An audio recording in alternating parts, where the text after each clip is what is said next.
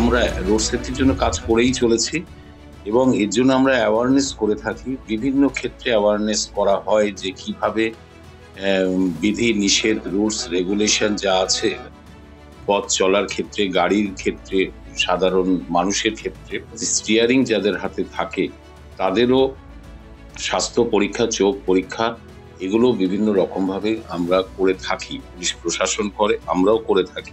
অনেক সময় নেশা করে গাড়ি চালান, অনেক সময় দেখা যায় গাড়ির যারা খালাসি তাদের দিয়ে হাই রোডে গাড়ি চালানো হয়, এর থেকে বিপত্তিগুলো ঘটে।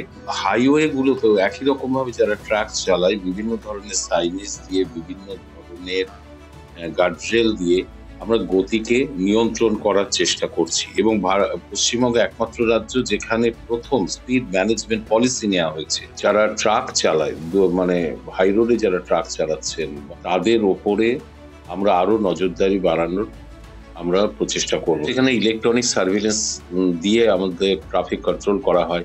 এখানে স্পিড লিমিট যন্ত্র আছে, এনপিআর ক্যামেরা লাগানো আছে। ই চালানের মাধ্যমে একটা কেস চলে যায় গাড়ির চালকের কাছে, গাড়ির মালিকের কাছে।